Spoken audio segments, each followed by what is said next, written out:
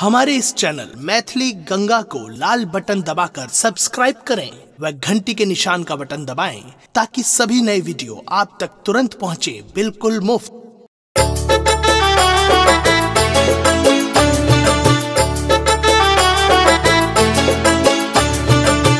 अपने सुन रहे छी गंगा कैसेट की प्रस्तुति।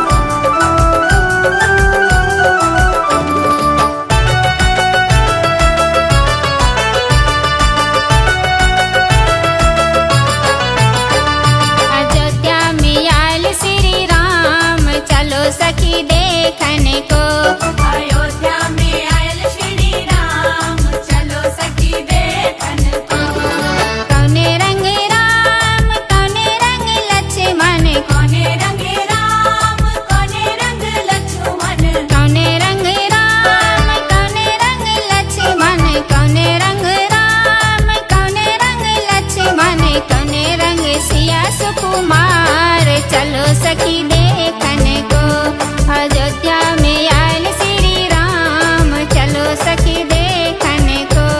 अयोध्या में आयल श्री राम, चलो सखी देखने को।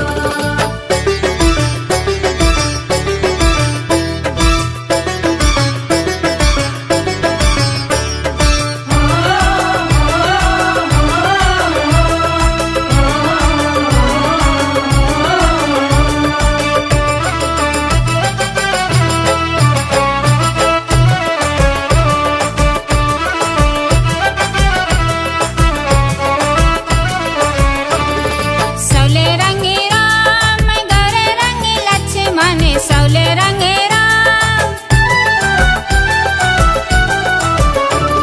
सौले रंग राम गौरे रंग लक्ष्मण, सावल रंग राम गोरे रंग लक्ष्मण, फुलवा जैसन सिया सुकुमार, चलो सखी देखने को। अयोध्या में आयल श्री राम, चलो सखी देखने को। अयोध्या में आयल श्री राम, चलो सखी देखने को।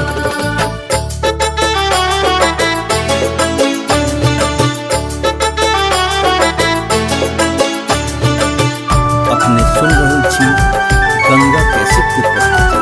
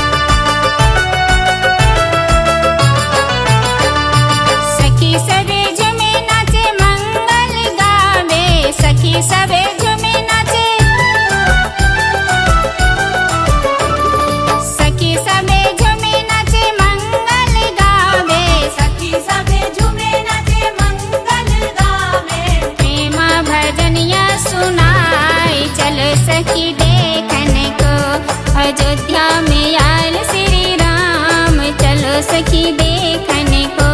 अयोध्या में आयल श्री राम, चलो सखी देखन को।